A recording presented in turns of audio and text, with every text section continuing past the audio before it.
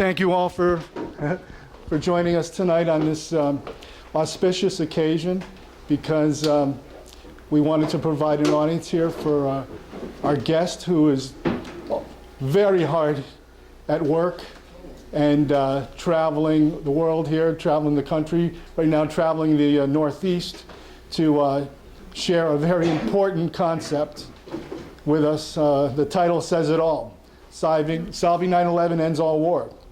So we're glad to have him here. Please give us a nice warm welcome for Christopher Bollyn.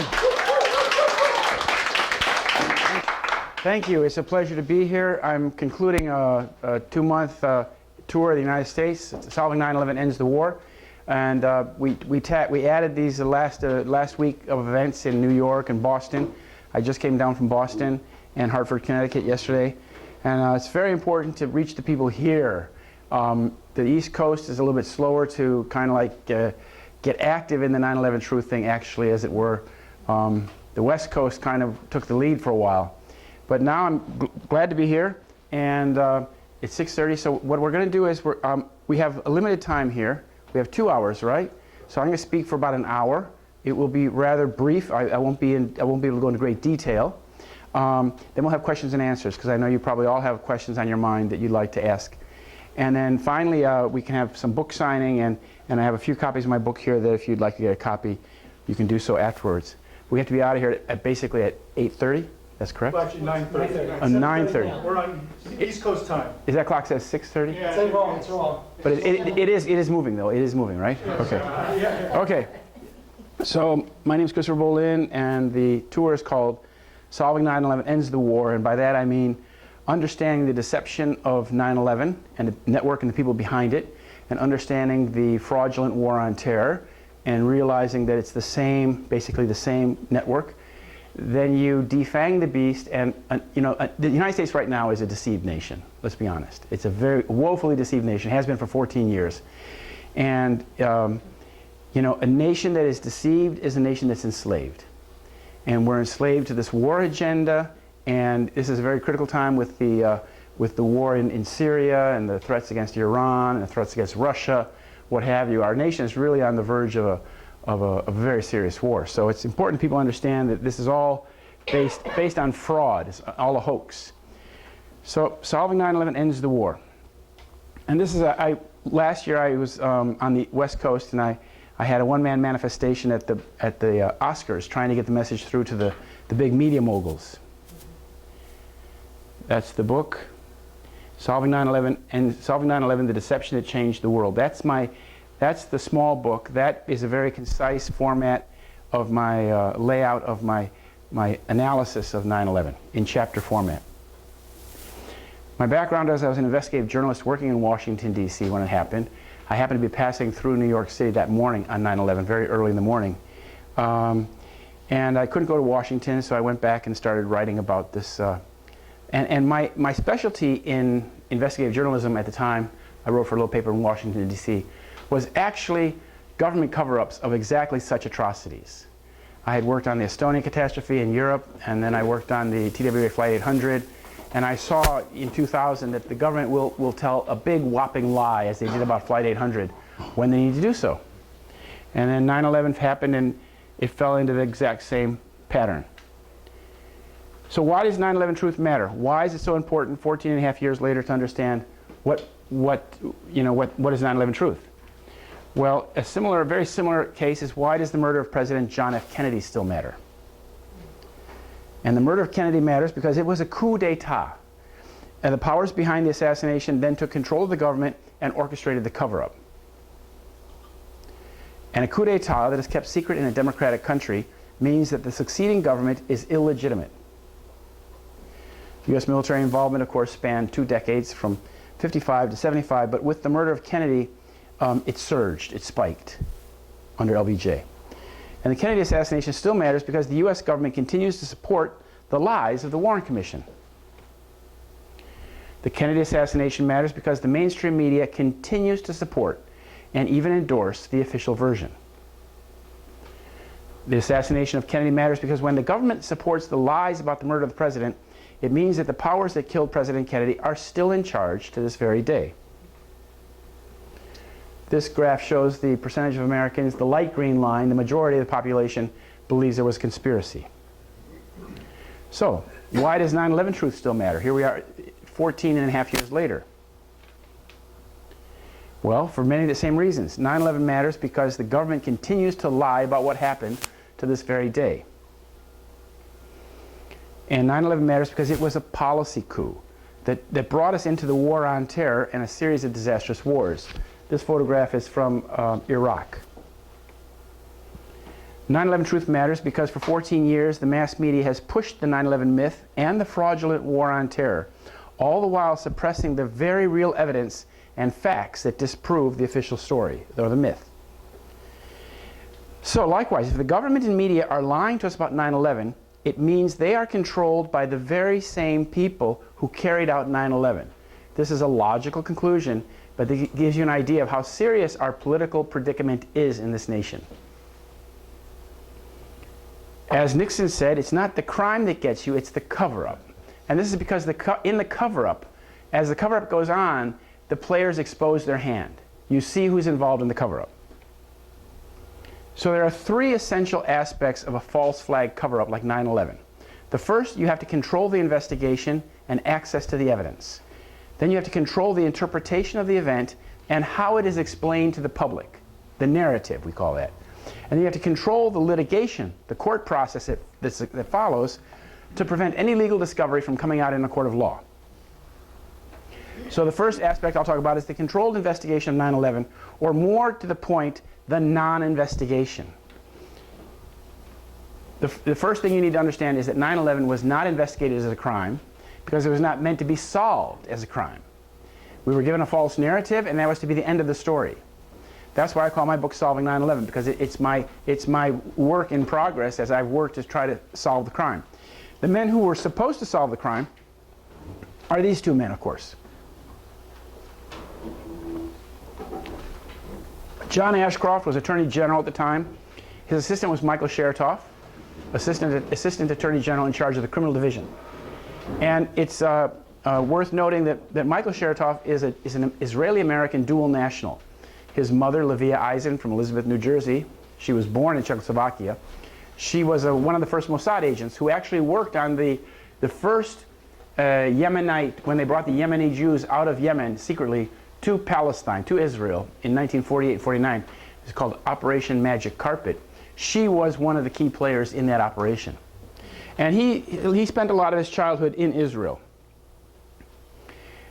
Well, Chertoff was supposed to investigate the crimes of 9/11. But what the government did is they played a fast one. They said that since the Pentagon was hit, they classified it as an act of war because the Pentagon is a fort. They therefore lumped them all together and said, we will treat this as an act of war, and we'll go to war against those people who attacked us. And that sort of gave them a way out of carrying out a proper criminal investigation. So the crime scene in New York was treated as basically a cleanup operation. Take the evidence, take it over to Jersey, cut it up in small pieces, and send it to Asia, where it was nothing was investigated. And that was Mr. Chertoff's responsibility. He should have investigated the crimes of 9/11. He didn't. He carried out what I call a non-investigation, and the FBI serves right below him. He then became Secretary of Homeland Security, in which position he maintained his control over the evidence for about another couple years. Another person who is very crucial to the local suppression of evidence and discussion is the Mayor Bloomberg himself. And this picture is Mayor Bloomberg is, of course, very close to the state of Israel. Here he is, meeting with Ehud Barak, who was the defense minister at the time this picture was taken. This was taken when Operation Cast Lead was going on. Basically, before Christmas 2008, it was being done. And it was not just Operation Cast Lead, it was also Operation Cast White Phosphorus. And Ehud Barak and the Israeli military dropped these kinds of shells on the people of Gaza. This is white phosphorus. Of course, when white phosphorus hits somebody, it burns through their skin and doesn't stop burning. Water won't put it out. It's a very hideous, and it's a banned weapon. But Mayor Bloomberg was giving support to Ehud Barak as he was carrying out this operation. He's also very close with a person we call Bibi Netanyahu, the current Prime Minister of Israel. But the mayor, who served, of course, 3 terms, unprecedented in New York history, had actually a very callous attitude for the victims of 9/11.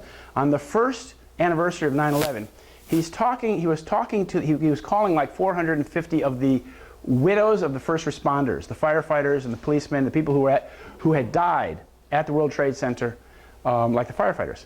And there were something like 400 of them. And several times he'd call these widows up, and the woman would just basically just keep crying on the phone. And that irritated him. And rather than, you know, being supportive, he talked about this later. He said, "It's not my business to say to that woman, suck it up and get going, but that's the way I feel." So he was irritated by the grief that these women were suffering. You know, there was no closure. Sometimes the bodies weren't found. Well, Bloomberg and Netanyahu are also, as you know, very close. And here they are visiting the memorial when it was just completed in September 2011. And in the video of this is a nighttime visit they made. Netanyahu wanted to see the names of the 4 Israelis who died at the scene. Now, I'm going to talk now about controlling the interpretation. Those are the people who control the access to the evidence and the investigation. Now we're talking about the interpretation. And of course, the interpretation of such events comes to us primarily through the media. We're a media-driven society. Information about our government, what our government's doing, comes to us from people like Rupert Murdoch. And for example, in 2003, Mr. Murdoch owned 160 newspapers in the English-speaking world. And of course, all of his editors agreed with him on the need to invade Iraq, which was, of course, a war of aggression. But media owners like Murdoch, who have pushed the 9/11 myth and the war on terror, are themselves complicit in a criminal fraud, along with the very people who carried out the crime itself. And people like Murdoch, they don't create themselves out of Australian, you know, profits. He's actually sponsored by banksters like the Rothschilds. And they create media moguls like him in order to control public opinion. Because the media is actually waging war on our thinking and on our consciousness 24/7. It's basically a psyops operation 24/7. Because they want to control public opinion, how we feel about going to war in the Middle East, how we feel about this candidate or that candidate, this issue or that. I want to point out that these 2 men are co-owners in an Israeli company that is extracting oil from the Golan Heights, the occupied Golan Heights in Syria.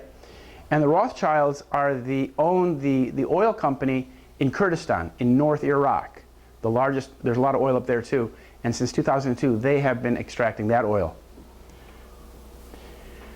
The New York Times, this is the second day.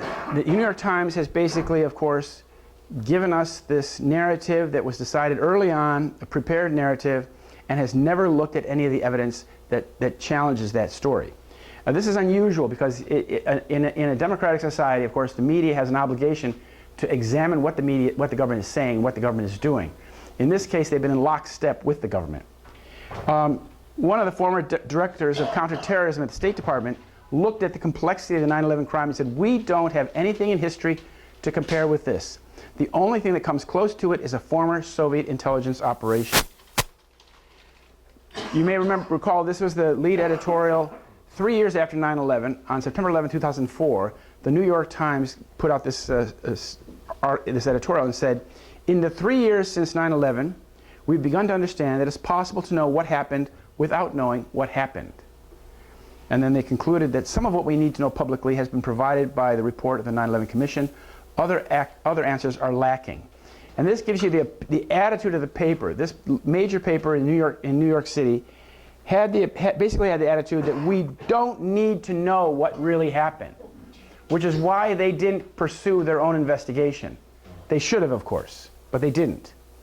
And of course, the New York Times is, of course, owned by the Sulzberger Oaks family, and they are one of the founding families of B'nai B'rith, Lodge Number 1 in New York City.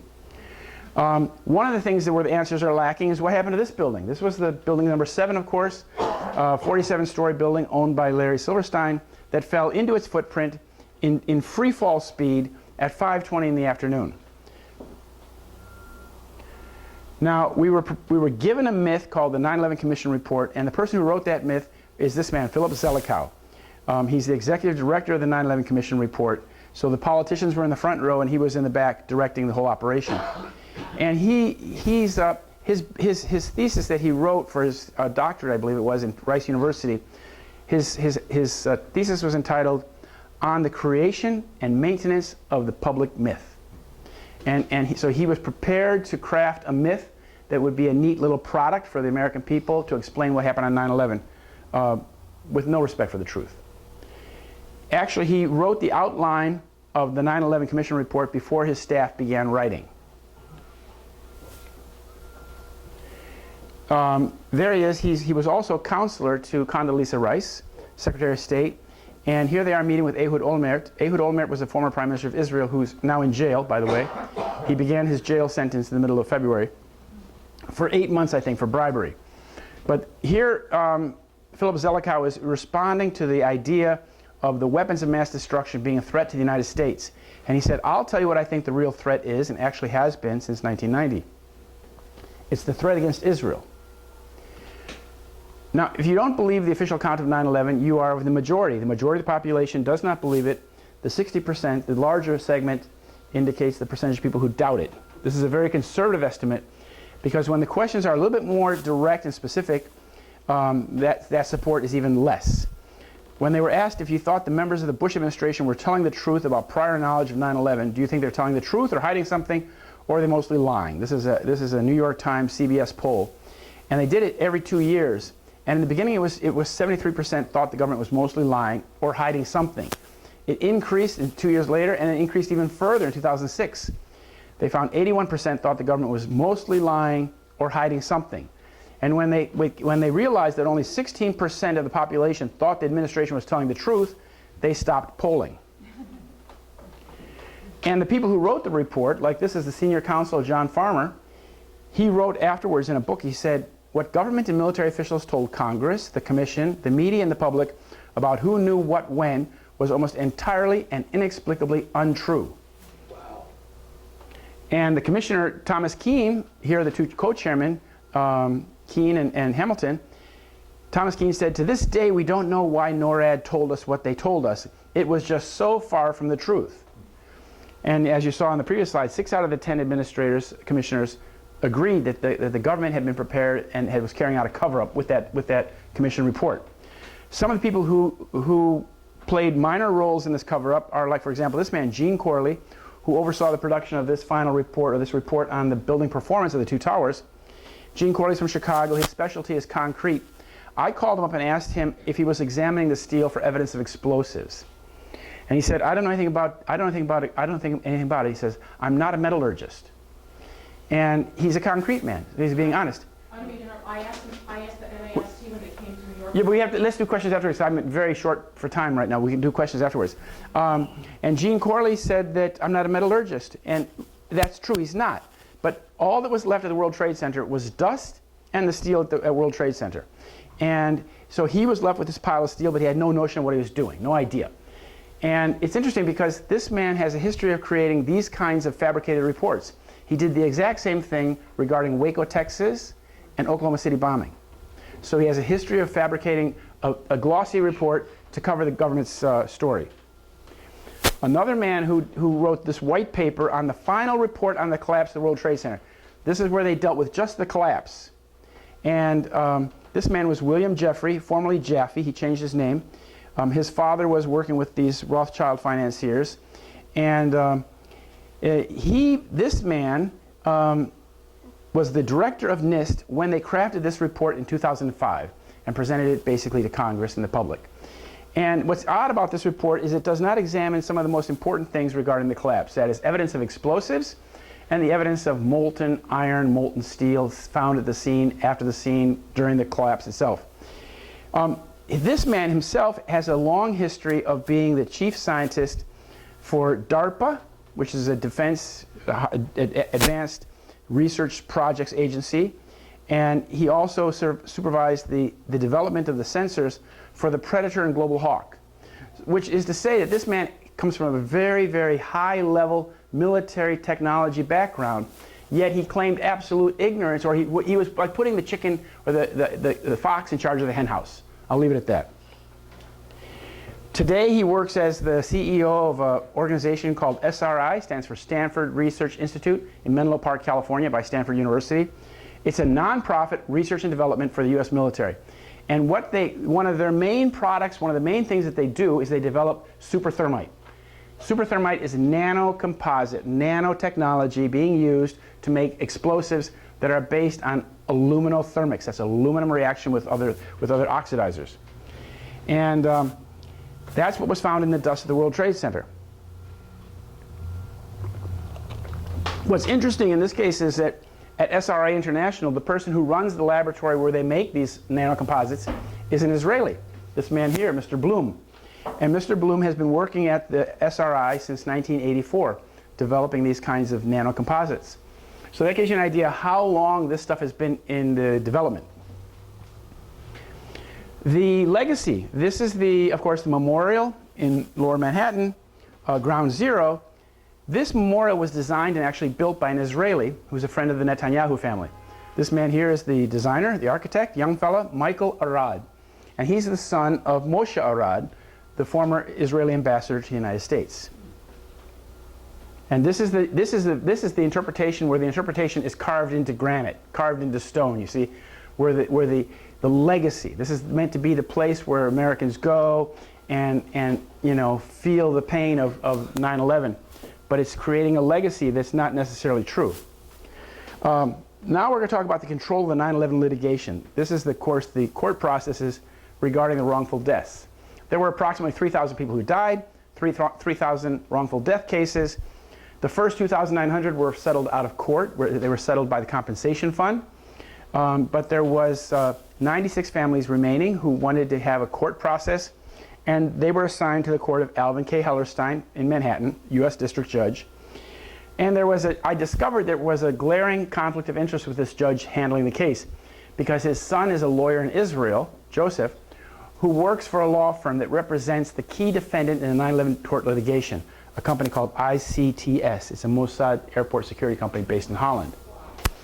And here we have the basic conflict of interest. That's his son Joseph, lives on a settlement on the West Bank, is a lawyer for Amit Polak and Matalon.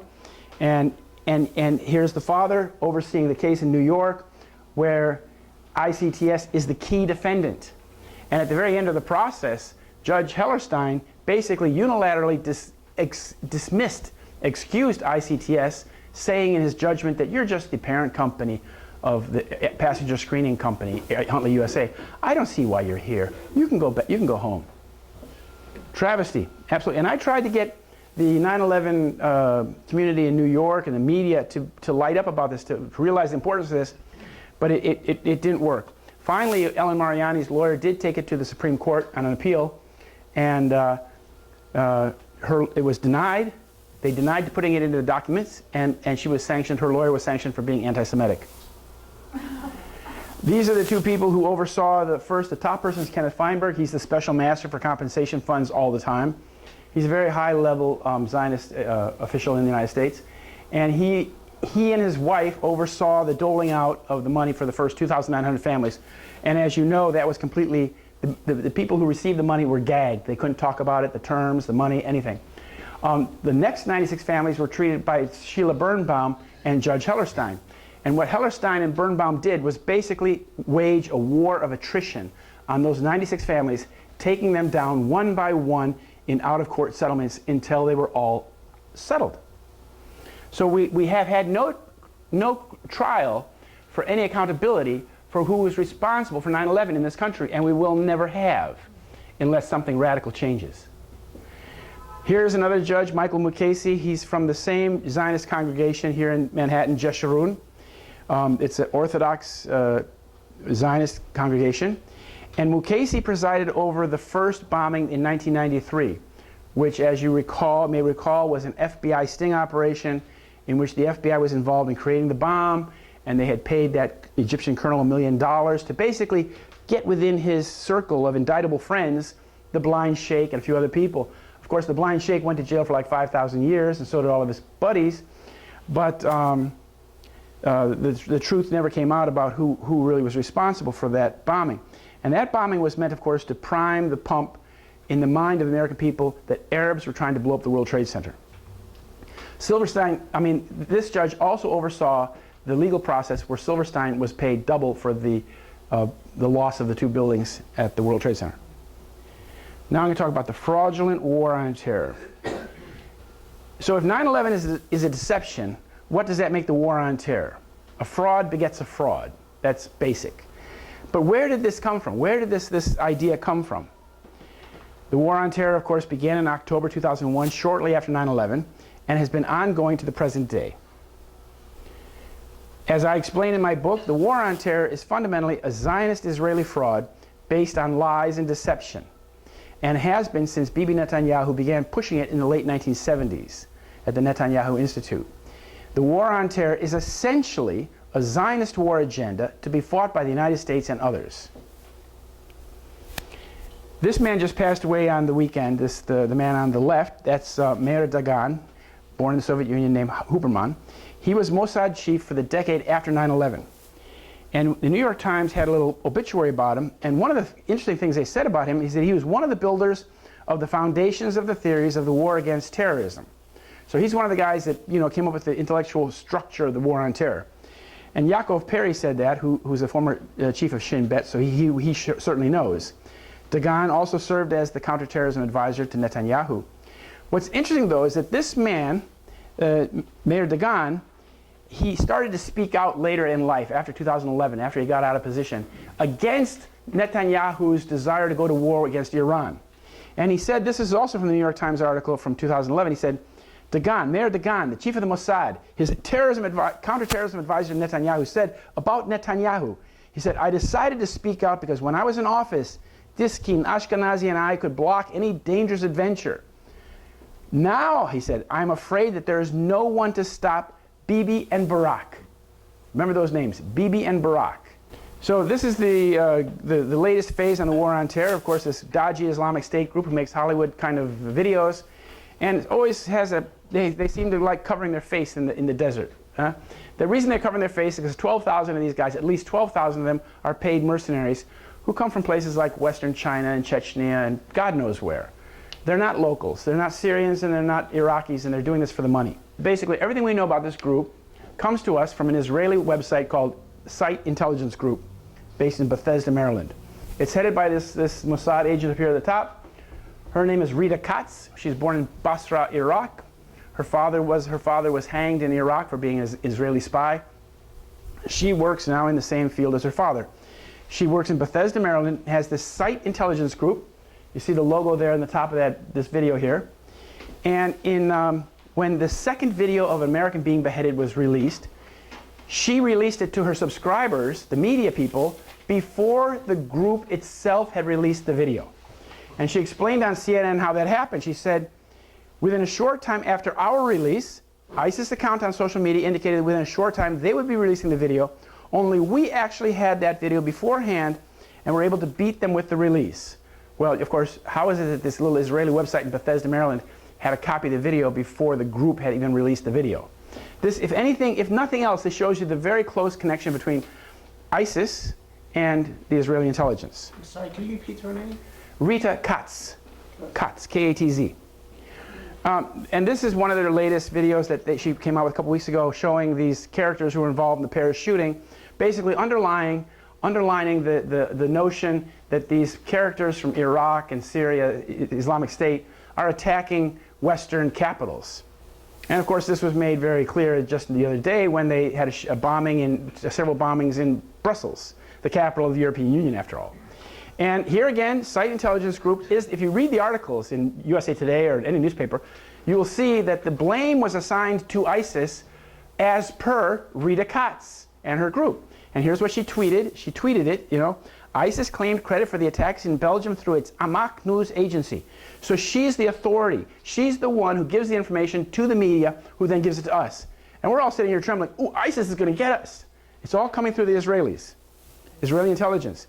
Here's a second tweet came a little bit later.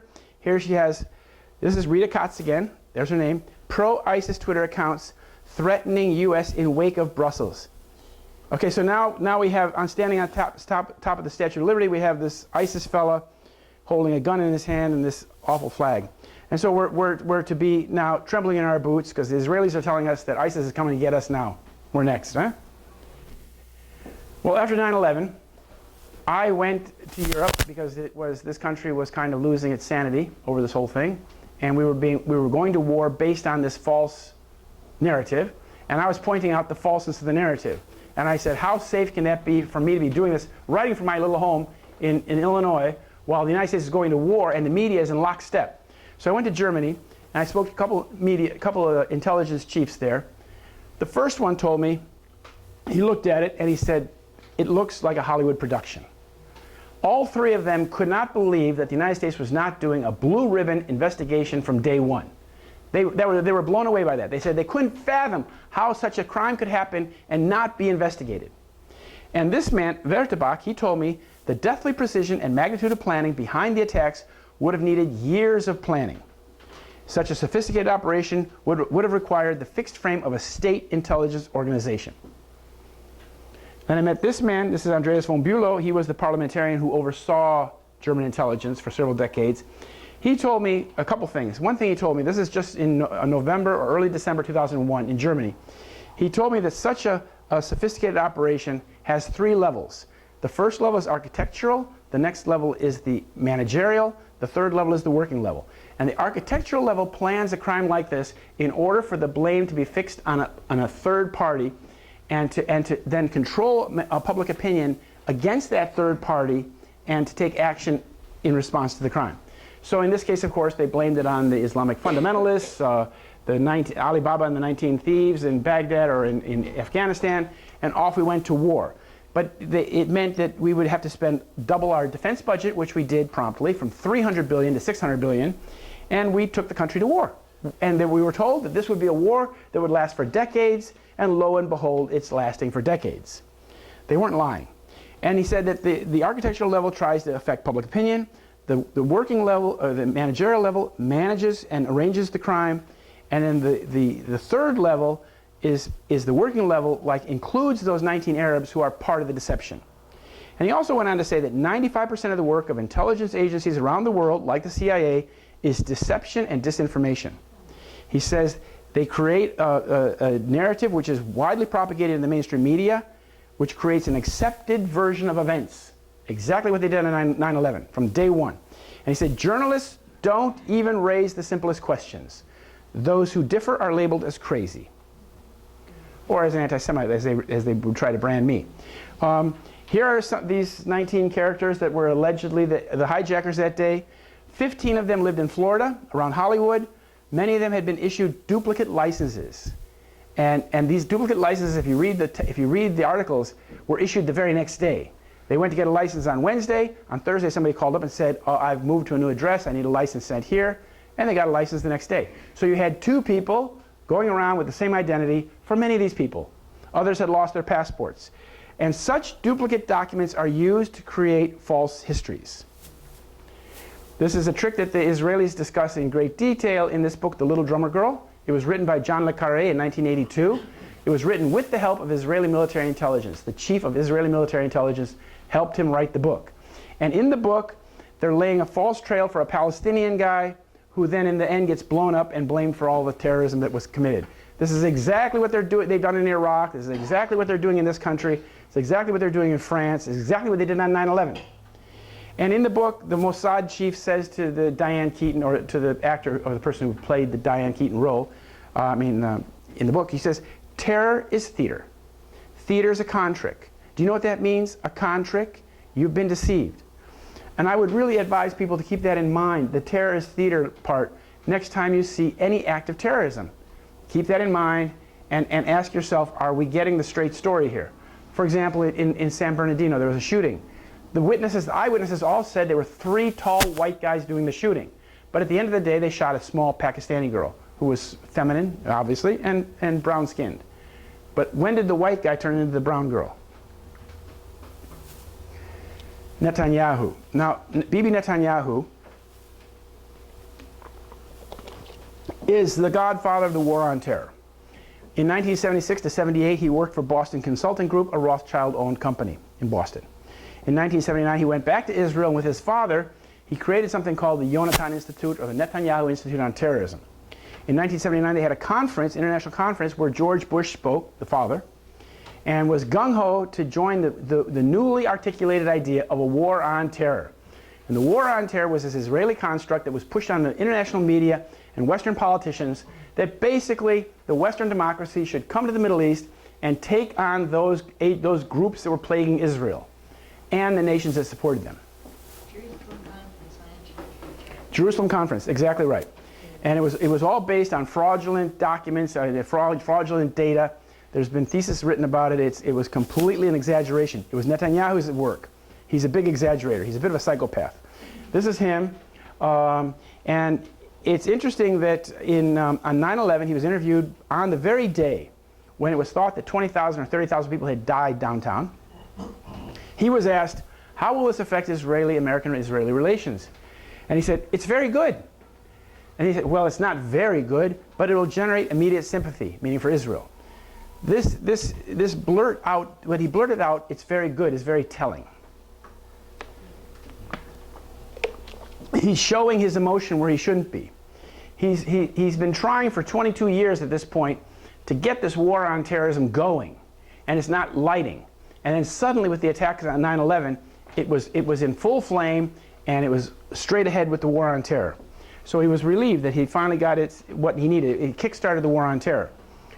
It's interesting that Netanyahu and Mr. Silverstein, who owned all 3 buildings that fell that day, are very close friends.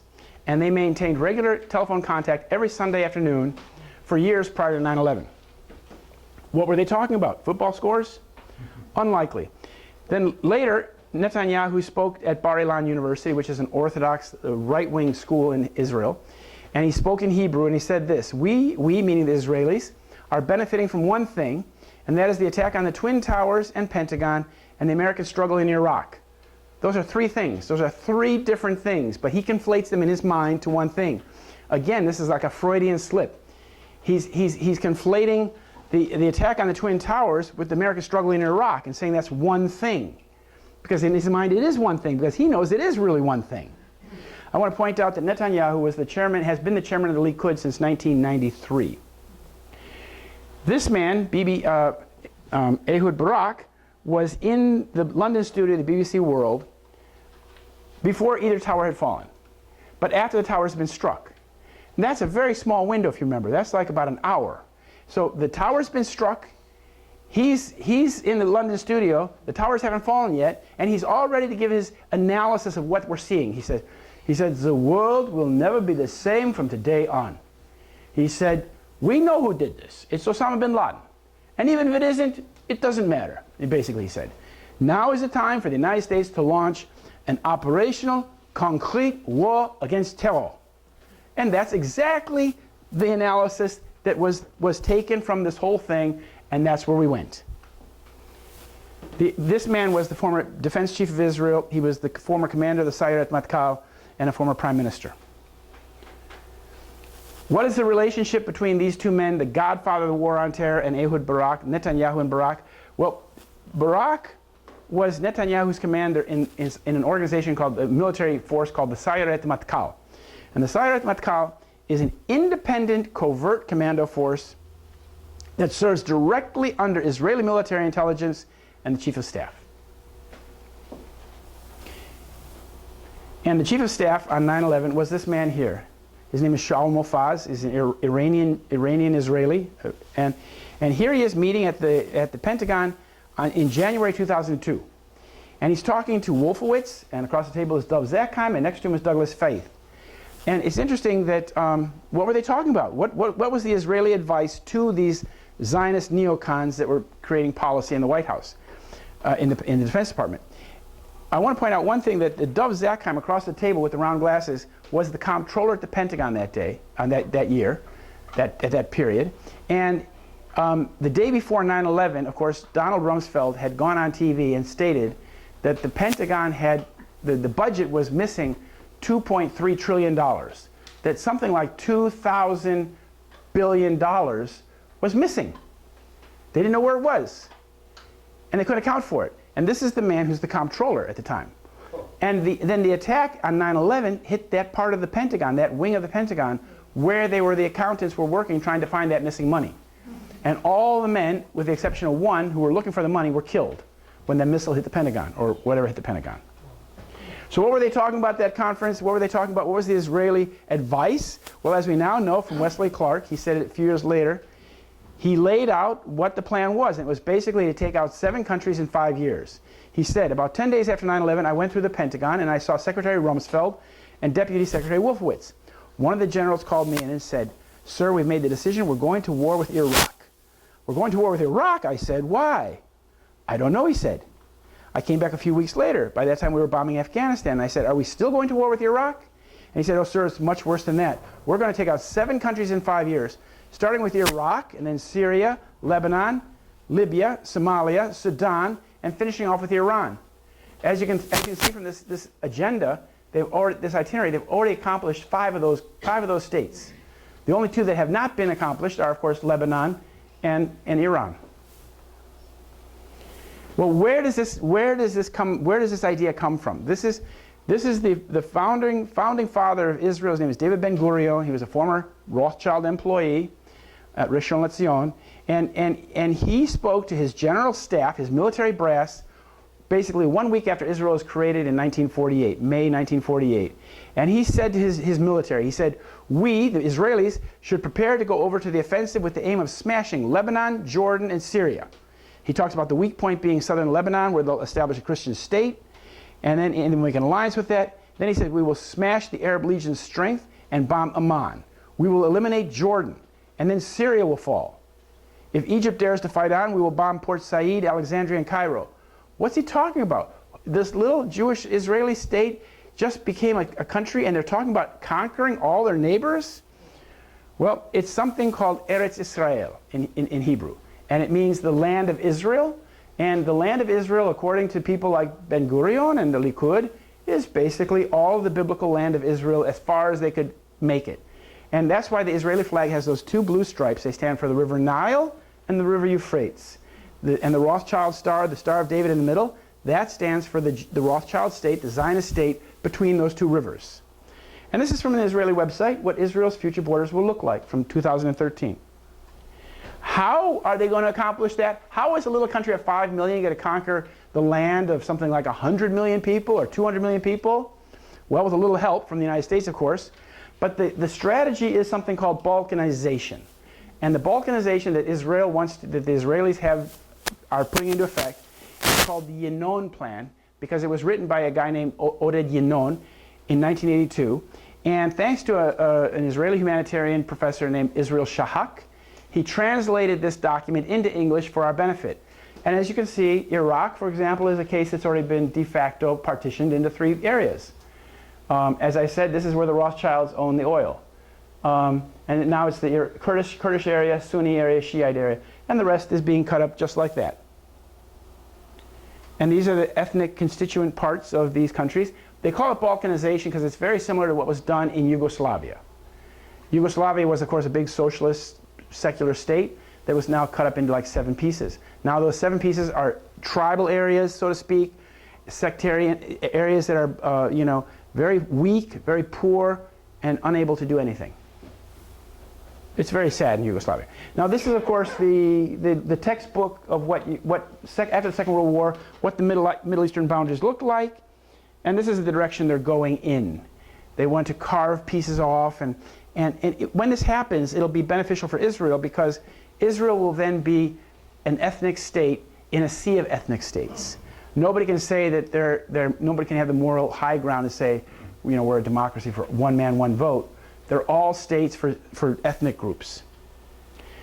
Are the terrorists winning the war on terror? Well, it certainly looks like it. We've spent a lot of money. We've killed over 1 million people. We've spent over $1 trillion, and terrorism is now 10 times more common than it was before 2000.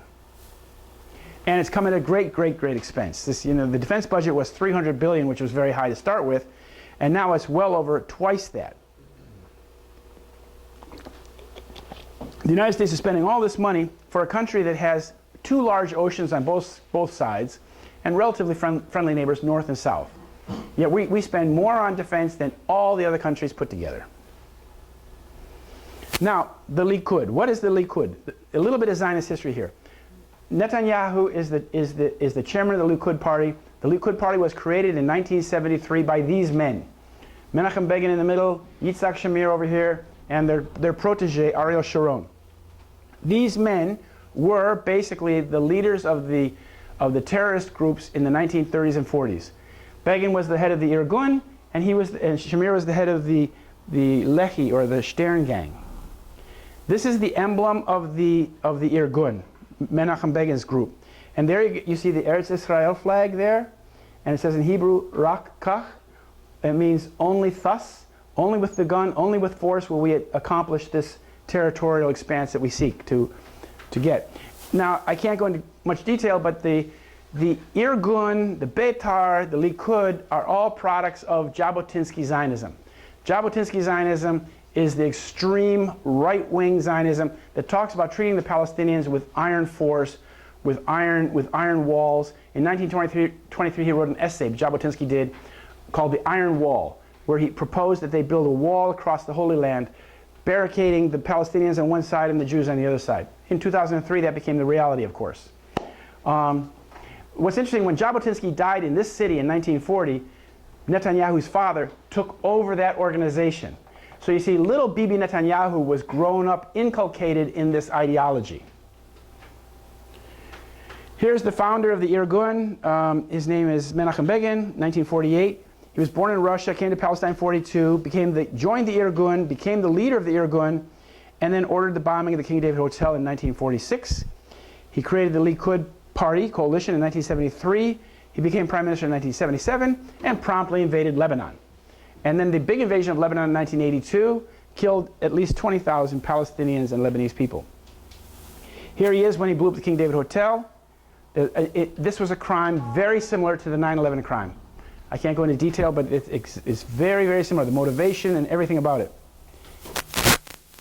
In 1974, he was asked by a British journalist about the spate of terrorism going on in the early 70s. And he said, Menachem Begin, how does it feel in the light of all this going on to be the father of terrorism in the Middle East? And Begin said, in the Middle East? He said, in all the world.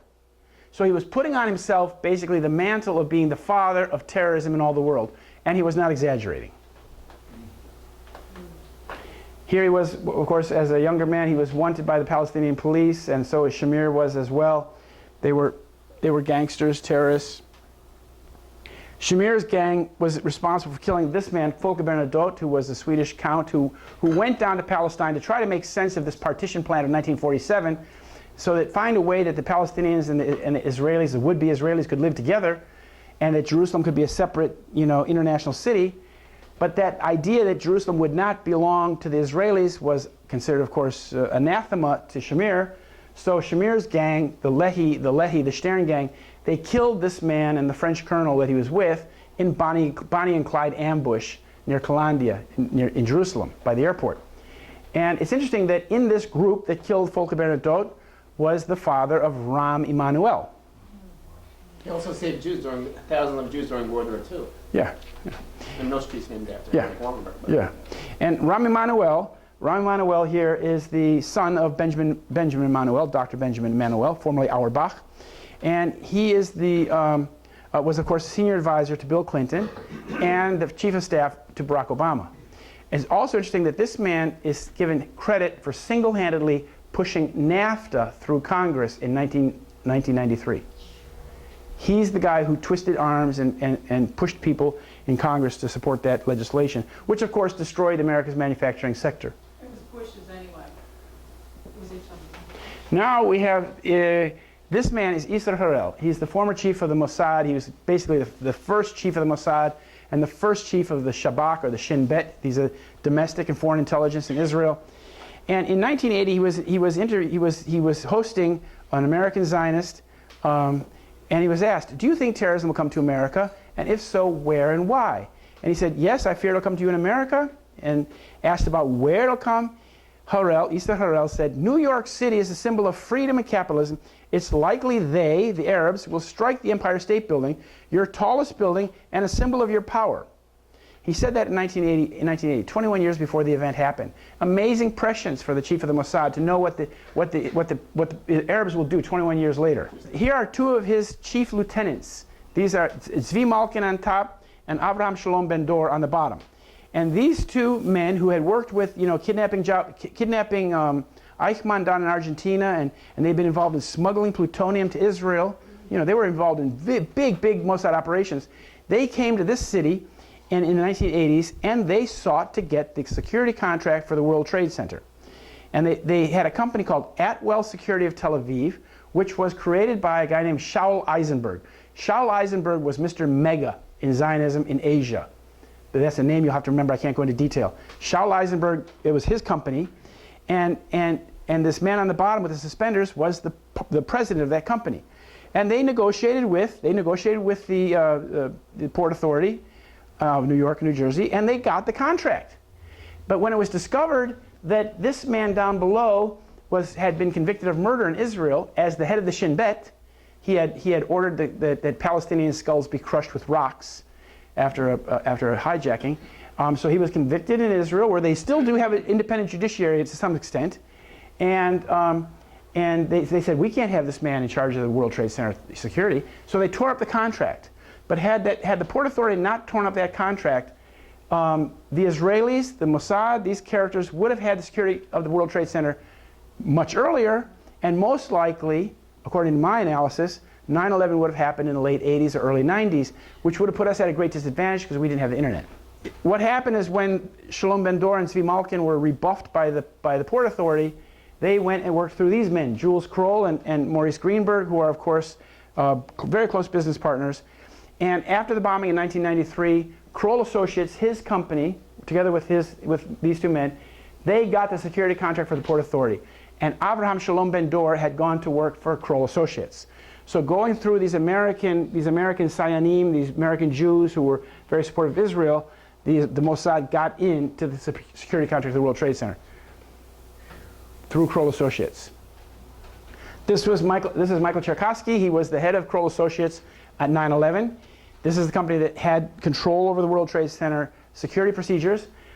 It's interesting that he was in charge of the investigations for Robert Morgenthau, who is, of course, the son of Henry Morgenthau, who wrote, I think, Germany Must Perish, things like that. But in any case, Robert Morgenthau was the DA. And so this man led the investigation of the first bombing in 1993. The very next year, he went to work for Kroll, who now had control over the security for the World Trade Center. And he remained in that position. Another Kroll Associate employee is Jerome Hauer. Jerome Hauer was the first director of the OEM, Office of Emergency Management, for Giuliani. And he's the one who put the hardened bunker on the 23rd floor of Building 7, that building that fell into its footprint at 525. Now I'm going to talk a little bit about the ideation of 9/11. This is how an idea is put out there into the public, into the mind of the people. In 1978, Arnon Milchan, the big Israeli senior intelligence agent who also makes movies, this is his first movie he made. And in the first movie he made, the climactic scene is a Boeing 747 flying into the Pan Am building. And he made this movie in 1978. It's called The Medusa Touch. It starred Richard Burton. This is the cover of the video, of the book. And there you see, in the same year he made that movie, here he is talking with his good friend, Israeli Defense Minister Ezra Weizmann. So I just want to point out that this guy who made this movie, he's not just another Israeli. He's an Israeli that's connected at the very highest level to the Israeli defense establishment, military establishment. Here he is. He was also the main agent for an operation called Lacham. Lacham was a secret Israeli operation to procure the essential components for their nuclear bombs, nuclear arsenal. And to do that, they had to get plutonium in America. They had to get nuclear triggers. They had to get all those things that they needed illegally. That was, of course, Shimon Peres, was the guy who was behind it, but the senior agent was this man, Arnon Milchan. For example, in 1985, he was busted when his company had sent 850 nuclear triggers to Israel. They were caught. Israel returned half of them. They kept the other half. But his company, although his company did it, he was not even indicted. His American employees went to jail for a long time, but his name was not even in the indictment. That's called Teflon coating. And later he made another movie about planes flying into buildings with his friend Rupert Murdoch. Together, Murdoch and Milchan have a company called New Regency, and they made this film in 2000 where they actually used helicopters to fly at the World Trade Center to get these filming angles right. And this plane is a plane that's, you know, a Boeing passenger plane that has been remotely hijacked, very much like Flight 370. It's been remotely hijacked while on autopilot. And the pilot isn't even unaware, but the plane is being flown into the World Trade Center. Another form of ideation is, I call it intellectual ideation. This is the catastrophic terrorism report that was written by Philip Zelikow. Philip Zelikow headed a group in 1998 called the Catastrophic Terrorism Study Group. And he worked on it with his partners Ashton Carter, who's now Secretary of Defense, and the former head of the CIA, John Deutsch. And in this document, they were imagining the transforming event that 9/11 became.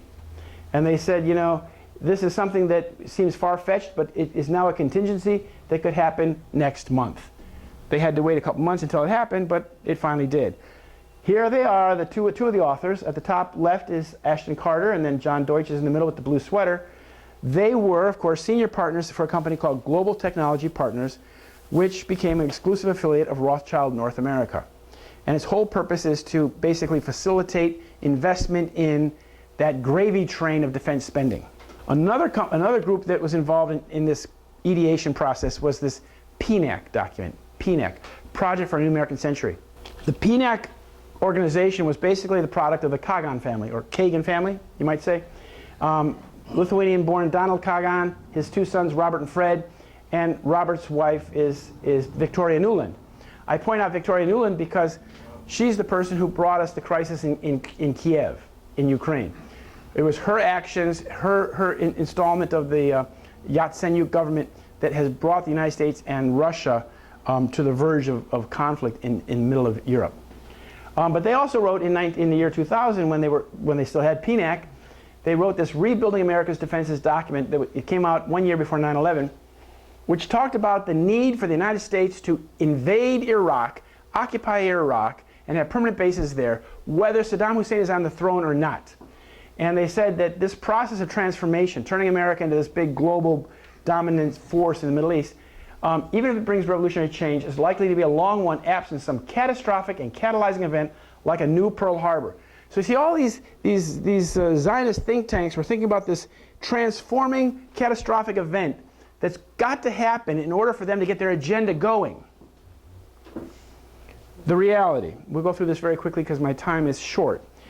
This is, of course, the South Tower being struck. You see there's an interesting explosion coming out the entry wound on the left side of the building. And you see this white-hot burning object here and this object. These are coming out with great momentum out of the building. This is burning white-hot. This is not part of the airplane. As you know, the plane that hit the South Tower did not look like Boeing 175, Flight 175, because it has the groove down the middle of the fuselage, which is indicative of a Boeing 6767 tanker aircraft. And it had this odd missile pod on the bottom that fired something into the building just before it struck the tower. And here we see that object. This is not normal equipment on the bottom of a Boeing passenger aircraft. And this object that was fired opened up this white-hot hole. Now that served a couple purposes. First, it made the inside of the building white-hot, so anything that's burnable will burn. Secondly, it provided open sesame, an entry for the fuselage of the plane to penetrate the building. And of course, that white-hot heat did detonate whatever became flammable through that floor. Namely, all the jet fuel burned immediately, basically. And there you see that the little white-hot object coming out in front of the whole inferno. And you'll note that there's a gap between the white-hot object and this. This is because these oxides here are so hot, they have to cool down before they become visible. And I worked a lot on depleted uranium. It's commonly used in American missiles. And I thought this could be very well depleted uranium warhead. Depleted is a misnomer. It's just uranium warhead, we'll call it. And so I contacted my mentor at Lawrence Livermore, and he's a retired scientist who served from the Manhattan Project all the way through Star Wars, made those things work.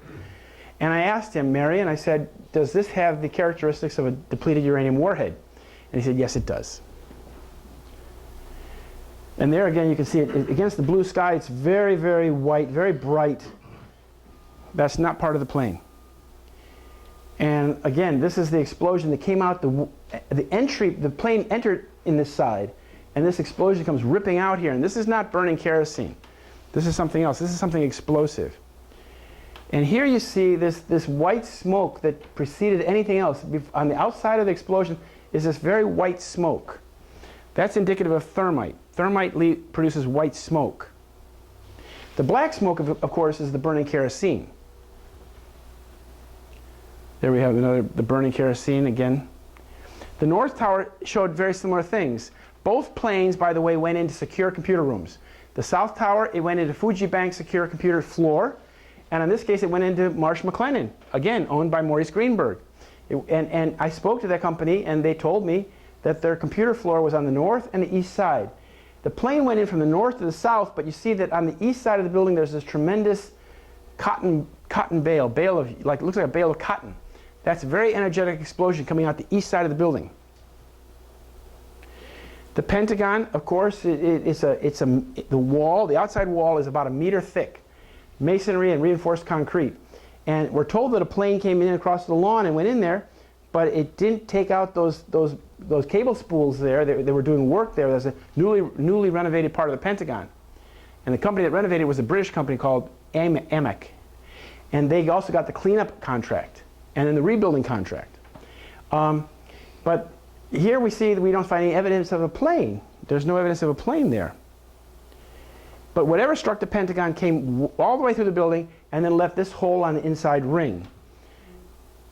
But if it were the plane that made that hole, it doesn't stand to reason, because there are these yellow columns. These are columns, and these yellow columns are still standing. Yet we're told that this plane acted like a cookie cutter and came through here and made this hole in the wall, but that doesn't stand up because these would not be standing. So, but how did the FBI finesse this? They basically put up plywood barricades here and said no engineers allowed. And this was FBI only, this area.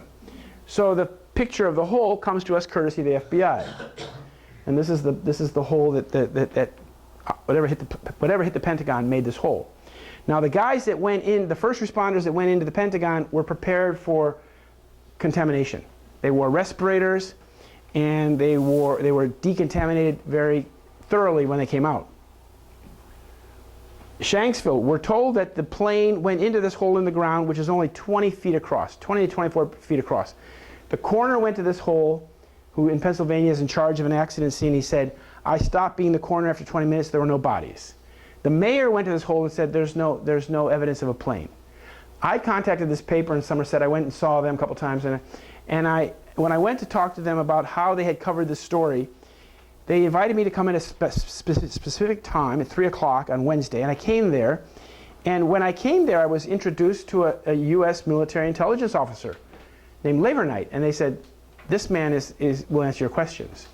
And I said, how are you? And he said, I've been seconded to the paper to answer your questions. And I said, well, can you tell me why we don't find any parts of the airplane in this hole? And he says, well, it's very simple. He said, the plane came very fast, the ground was very soft, and when the plane hit the ground basically liquefied and swallowed the plane. But he said that one wing bounced a half mile in the woods. This bouncing wing in the woods is to cover the fact that the actual debris field was about a quarter mile in the woods around the cabins of the Hoovers. And I contacted Reverend Hoover, who owned that 9-acre parcel and the 3 cabins. I said, Reverend Hoover, why have you not been upfront with the American people and told us that the actual debris field is on your property in the woods? And he said, I was just trying to cooperate. Here, this is the South Tower, east corner of the South Tower, and you see a tremendous thermetic reaction occurring here, like where the 81st floor has buckled down. Here's the white smoke, here's the thermetic reaction. Note the time, about 7 minutes before the collapse of the tower. 1 minute later, exactly 1 minute later, see the white smoke? 1 minute later, the next product is the molten iron, molten metal pouring off the building. It poured off like this for 7 minutes. 1 cubic meter, these windows are 2 feet across. 1 cubic meter of molten metal weighs about 6.5 tons. So somebody put a lot of thermite on that 81st floor, 82nd floor.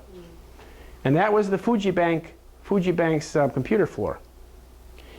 Another evidence of thermite is, of course, these cutter charges that apparently cut this box column. As you can see, the New York Fire Department is still on the scene, so this is very early on. And this box column, these are the 47 box columns that held up the structure. And in order for the structure to fall, either one of the towers, all 47 columns would have to be cut at the same time. And when they began pulling away the steel from the pile, they would find glowing hot steel dripping coming from under the pile. So beneath the pile, it was extremely hot. They called these fires, and these fires raged, they said, until Christmas. But they weren't fires, they were chemical reactions. This was a man, one of the engineers who wrote the NIST report, and he was asked about my report that they had found pools of molten steel in the basement. And he just lied. He lied in Texas at a question.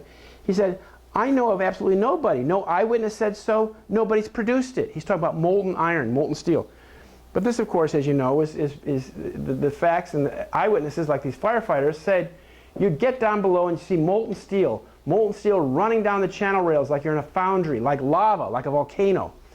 And then Peter Tully told me, he's the only American contractor, he's from the Bronx, who worked on the recovery. He told me that they had seen pools of literally molten steel, like this, at the base of the World Trade Center. At the very bedrock, when they got down to the bedrock of Manhattan, 7 basement levels down, they found pools of molten, they call it steel, in the molten state. It wasn't molten steel, it was molten iron. But that's a slight difference. The dust, all that was left of the World Trade Center, of course, was the dust and the steel. And the dust contained huge numbers of these little tiny balls of iron. They're called iron-rich spheroids. They were found in the dust, and that's a signature characteristic of the World Trade Center dust, which means that if you don't find these balls of steel, balls of iron in the dust, then it's not World Trade Center dust. And when they did the Deutsche Bank building, they did a survey of the dust in the Deutsche Bank building, they found that at least 6% of the mass of the dust was comprised of these little balls. And of course, to create a little tiny ball of molten iron you would need a temperature of at least more than 2,700 degrees Fahrenheit. Then they found this in the dust. This is a tiny ball of molybdenum. And molybdenum is a much higher melting point than steel or iron. It has a melting temperature of 4,700 degrees Fahrenheit. Now, this was also found in the dust of the World Trade Center, which indicates that something reacted and created little tiny balls of molybdenum. The only thing that I can think that would do that would be a form of superthermite that's made out of molybdenum trioxide with aluminum. Now, as I said, the fires, what they call the fires, raged until Christmas 2001. But these were not fires. These were not fires. These were chemical reactions going on under the rubble. And they created this very fine blue smoke, like car exhaust. Christy Todd Whitman, EPA commissioner, said the air was safe to breathe. She was lying through her teeth. University of California, Davis sent a Davis drum that was put up on Varick Street. And when the smoke blew through the drum, that drum would analyze the particles of smoke. And what it found is that these particles in this smoke were mostly nanoparticles, which again, very, very, very small. Now the reason why that's important is because nanoparticles are so small that when you inhale them, if you were inhaling this smoke, for example, if you took a whiff of this smoke, those particles don't stop in your lungs or in your soft tissue or your nose. They're so small that they go through every membrane in your body until they reach the nucleus of the human cell, the most essential part of our being. And there, they carry on their nonsense and cause cancer and all kinds of diseases that people die from. So that's why these firefighters and first responders, that at least right now, the number is more than 1,600 of these men have died simply because of exposure to the pile. Because they breathed the smoke. They wouldn't have been any better off with a respirator because respirators can't stop such small particles. The best thing would have been for them to stay away from the thing until the fires went out. But you remember they let people go on this, and the EPA did nothing to monitor the actual threat to the environment. When Professor Cahill came out from California, they approached him at the airport and they said, about his Davis drum, they said, who asked you to do this and who's paying for it? And they were incensed that this guy from California had set up a drum on the roof and was measuring the smoke. They preferred that the public remain dumb, ignorant of this threat, and completely unaware of it. But now, of course, you have thousands and thousands of sick firefighters. The buildings that were, of course, demolished with explosives. A very interesting thing, there was an expert on buildings being destroyed by explosives who saw the videos that morning from New Mexico. His name is Van Romero. And he said that, seeing the videotapes, he said, my opinion is that after the airplanes hit the World Trade Center, there were some explosive devices inside the buildings that caused the towers to collapse. It would be difficult for something from the plane to trigger an event like that. Now, he said that was published in the Albuquerque Journal on September 11th. but he changed his tune 10 days later, and he retracted that, basically saying that the fires had done it.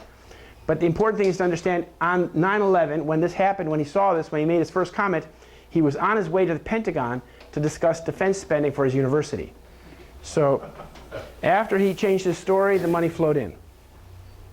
These are some of the first reports.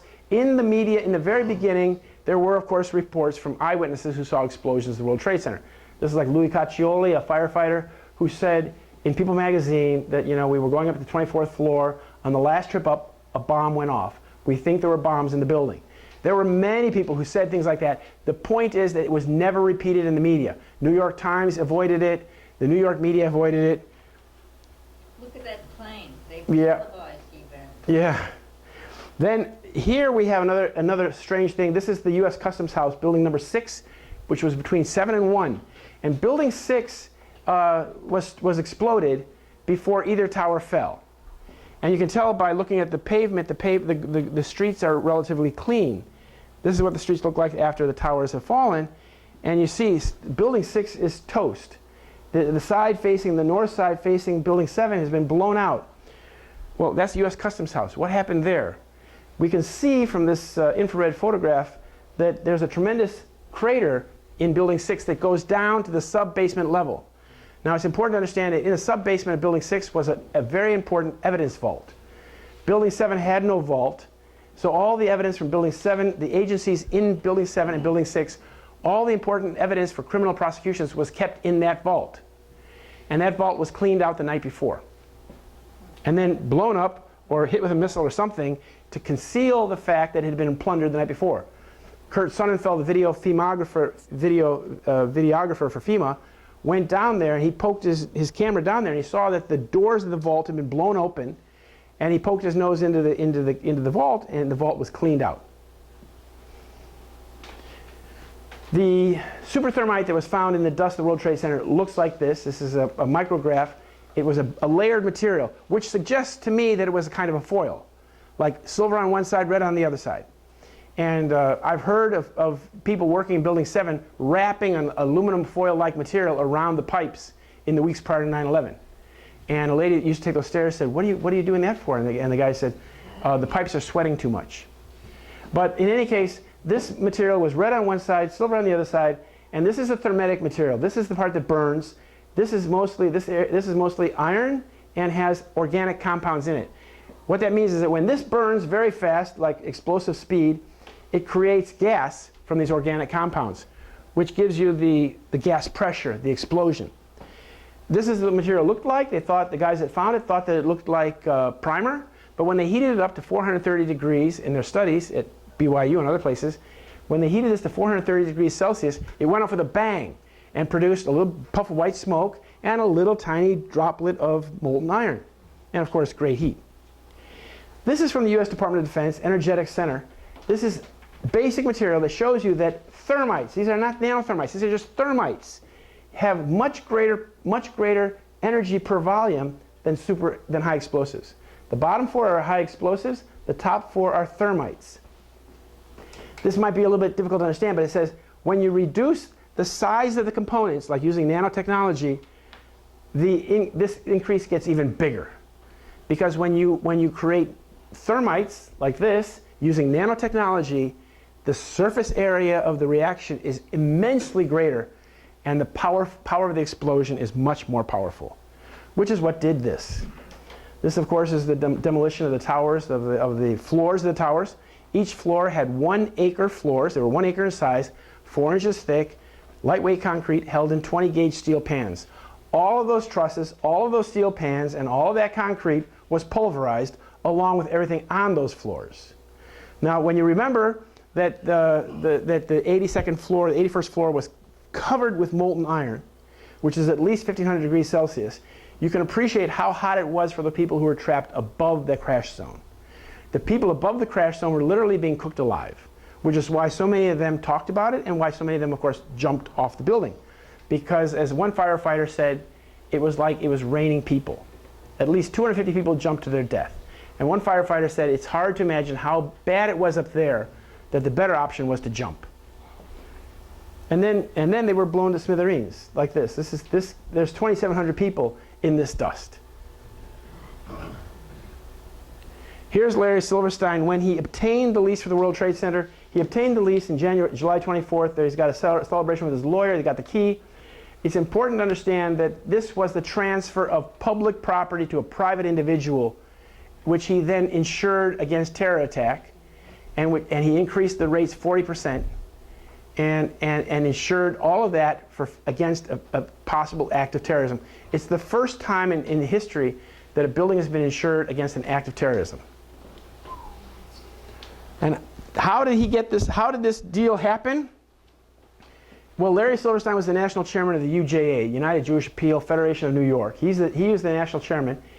Lou Eisenberg, who ran the Port Authority, was on the board of planning with him. So they have this Zionist connection, you know, in their free time.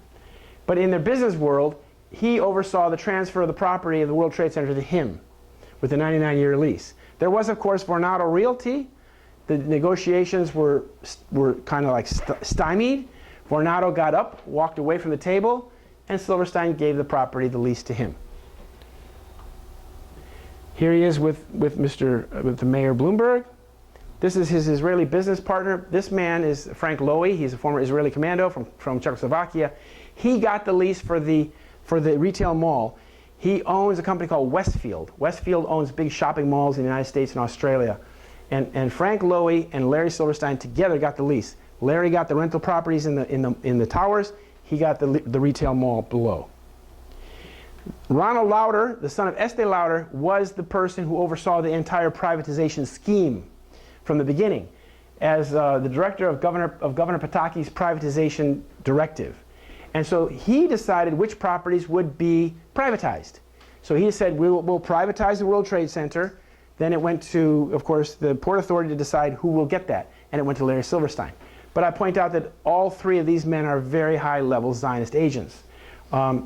This man, Ronald Lauder, actually has a school at Mossad University, also known as IDC in Herzliya, where he funds the Lauder School of Government Diplomacy and Strategy. And here are the two of the Likud prime ministers. It's interesting to note that Bibi and Ehud Olmert was in New York City on September 10th and September 11th. It was not reported in the newspapers in this city, oddly. He's the mayor of Jerusalem at the time. He's the deputy prime minister of the state of Israel. He comes to this city, spends 2 days here, and mums the word. Nobody mentions the word about it. How can that be? It should be front page news, right? It was kept down because it probably had something to do with 9/11. I found it by reading the Jerusalem Post. It was reported in the sports page that he had sold the Betar football team in New York City. He had negotiations on September 10th with three or four other Israelis. But 10 days later, he showed up again. Here he is, Ehud Olmert, being supportive, moral support for Mr. Giuliani. And what's odd is that he never referred to, oh, I was here on September 10th. I was here the day before. It was kept secret. Why? Why was it kept secret, his presence? And as you may know, one Israeli LL 747 was allowed to leave on the afternoon of September 10th from JFK to Tel Aviv, full of Israelis. He was probably on that flight. Now, in wrapping up, you know, the devastation, the chaos, the death, the loss of life and property of 9/11 was awful. It shocked the entire world. But there is a bright spot in this catastrophe, and that is not burning thermite, but it is that this is the Achilles heel of the crimocracy that runs this country. The crimocracy is government of criminals, by criminals, for criminals. That's what we have in this country right now. This country is long overdue for revolution because the tyrants, the criminals, have taken complete control of our government. But this is the Achilles heel where we can pull them out and extract the whole criminal network from our government in one fell swoop. But we can only do it if we understand who pulled off 9/11, who's behind the war on terror, and we arrest them one by one, and we don't kill them. We treat them civilly, humanely, and we find out what they know and who they're working for and what is their position in the network. Because it would be a mistake to take one of them and to torture him or kill him. You need to get all of them, and you need to find out what is their connection, who they're connected to, who paid for it. You know, like the EPA question. Who paid for it? Who's behind it? Who are you working for? And of course, you know, this is going to take a popular revolution. 9/11 Truth is revolutionary. You're a vanguard. But it's important to understand that, as one of my supporters said, look back through history and you will see that big change comes from movements, not from politicians. So if you're holding your breath thinking that Donald Trump or Bernie Sanders is going to solve 9/11, you're going to hold your breath for a long time. The 9/11 Truth movement has to grow. We have to reach more people, young people, old people. And one reason we really have to do it is for the young people. This is one of my supporters in Montana. And we owe it to the children of this country that we leave them with a country that at least has what we had when we were born, when we grew up in this country. We can't leave them a country that's enslaved to a war agenda that's never ending. That's not a future we want. That's not a future that these kids deserve. And I want to point out that this is not, although it's a revolution, 9/11 Truth is revolutionary, it's not a violent revolution. It's a revolution of awareness. It's a revolution of consciousness. It's coming to an awareness of the deception, understanding what the deception is, who's behind it, and undeceiving ourselves first, and then undeceiving our friends and neighbors, and spreading the word. And I tell you, we've made big progress in the last 5-10 years. Big progress. People are now understanding what false flag terrorism means. You know, back in 1972 when the Munich massacre happened, people didn't even question for a minute whether this was authentic terrorism or not.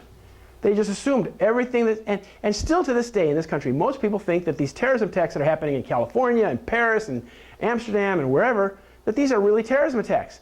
Because the deceived people believe the agenda that's being given to them by the media, that Islam is really at war with us. And you see what Rita Katz says, they're coming here to get you next. And they're going to chop off the Lady Liberty's head, and they're going to put an Islamic flag there.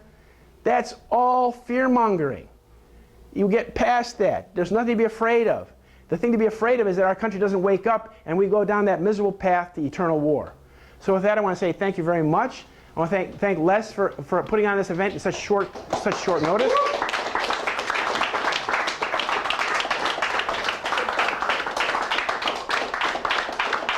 And now Q&A. Most of the 9/11 community had focused on oil as being the central part of the reason why it was a false flag operation. And now you're saying that it's basically the question of Zionist expansionism as being the primary element. And I was wondering if that's really your position, or is it fundamentally mutual? Because it seems that, example of the Pentagon attack, would the Zionists be in the position to do that attack without the acquiescence of the deep state? And whether or not the deep state is going along totally with the idea of supporting the Zionist program fully. Right. That's one question. The other question, of course, is Obama. And of course, Obama has this Zionist support, there's elements of it. But he opposed the Iran invasion, so to speak. Iraq, yeah. Iraq, and also made the deal for Iran with Iran on the nuclear question. So what's going on there also? Okay. And the third thing, the question of, is it a false flag operation or is it blowback? Okay, I understand. First of all, it's not blowback. Blowback would be it's a false flag operation. The other thing is that the 9/11 crime is very, very complicated, like that man said, Larry Johnson said in the beginning. It's very sophisticated. Now that means that it's really, when you look at it, it is a crime within a crime within a crime, like a Russian doll. And likewise, the 9/11 cover-up is equally elaborate and sophisticated. So there's people who are pointing to the 28 pages and saying the Saudi did it. What I've done here in my research is I've kind of like gone to the inner doll. And the inner doll is Zionist. Unfortunately, that's what the evidence shows. Now, and the Obama was put in power basically by a very strong Chicago Zionist elite. Philip Morris Klutznick was the head of the International Order of B'nai B'rith. His daughter, Betty Lou Saltzman, cultivated him as a candidate since 1992. David Axelrod and Rahm Emanuel were the ones who cultivated him. So he does what he does, but he's also got very strong Zionist roots. So you see that Obama and the Bush administration have covered up the truth of 9/11. What we need in this country is we need an administration who's going to get the truth out about 9/11. But I don't see anybody on the political scene who's going to do that. I commend your courage, and please don't let anybody intimidate you into silence by making these ad hominem and non sequiturs and anti-Semitic. You know, a person has a criminal record like 3 strikes or out. When people talk about 9/11, they talk about the Levon affair, but there's another false flag terror attack people don't know about, and that is the Baghdad bombings of 1950-51. U.S. Information Service was bombed in a Jewish synagogue, and you mentioned Sure. Rita Katz. I'm not sure if her father was that spy who was hanged for those bombings. Sure. I mean, that was also an Israeli false flag attack. Yeah. And the second question I want to make is might be a slight digression, but I've been doing research into Yugoslavia, like the Kosovo War. Right. There's also a Zionist connection over there too. Right. In addition to the genocide being a lie, and the Kala being terrorists and heroin traffickers, they would harvest the organs of Serb civilians before killing them, and of course, Israelis are involved in that too. Right. Okay. New York Times, and that Shylock conspiracy. Okay. Thank you. Thank you. Okay. The first question was about. He pointed out about the false flag attacks in Iraq. Now, Iraq had a very old Jewish community in Baghdad and in Iraq that lived there for a long, long time. You know, remember Babylonian captivity and all that. And so that this Iraqi Jewish community was very well assimilated and doing very well. And the Israelis, Mossad stood for, in fact, the immigration aliyah bet, getting illegal immigration into Palestine. And they wanted the Iraqi Jews to come to Palestine, to Israel. And what they did is that they put bombs in the synagogues in Baghdad to scare or to compel those Iraqi Jews to come to Palestine, to Israel. And I used to live in Israel, and I used to swim with an Iraqi Jew every day, competing. And his was one of those families who had been basically they weren't Zionist out of ideology. They were Zionist out of trying to stay alive. In fear of their lives, they thought that they were being attacked by Iraqis, when in fact it was Mossad who was doing that to drive them to Palestine. And they did something like that in Yemen. I don't know the details of what they did in Yemen, but it was a super secret operation, so that even the Israeli public had no idea how these Yemenite Jews were coming in, but they were being flown in on this Operation Magic Carpet, where Michael Chertoff's mom was in charge. Oh yeah, well, there's so many all kinds of things like that. But the point is that Israel needed people. There were not people that were willing to come there. So they often create a situation where the Jews in the diaspora feel very uncomfortable. And you see that Netanyahu still does the same thing today. When there was the bombing in France about a year ago, then he went to the Grand Synagogue in Paris and came in like he was a rock star like Bruce Springsteen. And he told the French Jews, it's not safe for you to be in France anymore. Now is the time for you to come to Israel. And the French Jews said, get out of here. We're French. We like it here. We don't want to go to Israel. But the Likud has always been of the opinion, the Likud is extremist, remember, and they have the opinion that Jews should not be living in the diaspora, that they should come and live in Israel. And one of the big champions of this idea was, of course, Ariel Sharon. So I've often thought that these people like that who carried out 9/11 are secretly glad that this information is coming out, because it might put pressure on American Jews to go to Israel. If it were found, for example, proven and talked about in the media that this evidence, then American Jews might feel uncomfortable, especially those who have some loyalty to the state of Israel, who like the state of Israel. They might feel very uncomfortable. And then for the Israelis, that's a big gain, because Ariel Sharon and Netanyahu and the Likud would love nothing more than if America's Jews were forced to come to Israel. For them, that would be the harvest in heaven. But it's not happening, of course. The opposite is happening. Most Israelis are looking for a way out. And the country has changed a great deal since I lived there in the 70s and 80s, because, you know, one thing that you have to understand is that a crimocracy or a psychopathic government like Netanyahu's or like ours is very good at waging war, is very good at plundering the people, but it's not very good at running a country. And the Israeli government, Israeli economy isn't doing very well, and of course ours isn't doing very well. What we need is a real government. They need a real government. We need a real government that is looking for developing peace and prosperity, not war. War and false flag terrorism and this whole war on terror stuff, we've had it up to here with this. It's got to stop. But it's going to take us to stop it. Next question. My question is to do with articulating your message and the message of the 9/11 Truth Movement and how to spread it to and two communities that would be seem to me would be traditional constituents would be Jewish and people of color. That these are people we need to make connections with. So I'm wondering how you articulate and disseminate your very strong information that many Jewish people could take as a strong attack upon their identity. Obviously, you've been thinking about this a lot. And the second question I have, as far as that it's maybe related. I know that police forces in this country are being trained in Israel quite a lot. Right. I was shocked to find out not only is that happening in New York, but I lived for a while in a small Catskill town called Oneonta. Police force, about 20 people or something, or 15. They were trained in Israel. So when I heard that, I went like, what?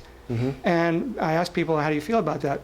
Oh, I don't know. Why not? So I don't know if you have any information about that particular issue, but generally the question I have is disseminating the information, not alienating, especially Jewish people, and drawing in people of color.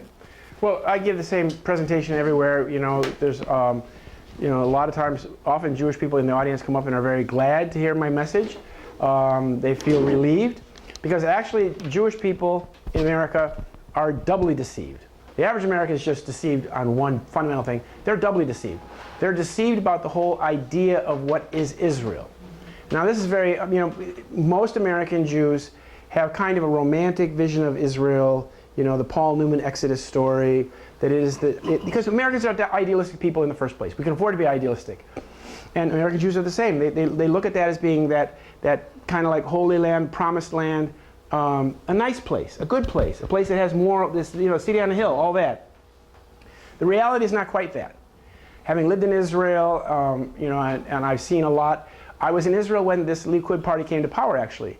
I was living on a secular kibbutz, one of the old kibbutzim in the Jordan Valley, and my girlfriend was crying. And when Begin came to power, and she said that this is the day that Israel died. She said that the terrorists had taken power, and I didn't know what she meant, but I saw as 1982 progressed and all that stuff happened in Lebanon.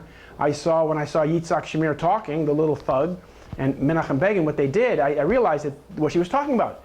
These are people who know only terrorism.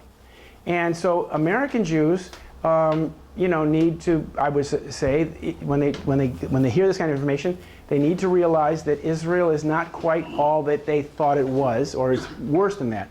And basically what's happened in Israel, if you read Israeli history, like I think you know, is that in Israel, when you talked about the Lavon affair, that's when Israel did false flag terror operations in Egypt and blew up some places, tried to blow up some places with nitroglycerin bombs belonging to the British government and the American government in order to turn the United States and Britain against Nasser.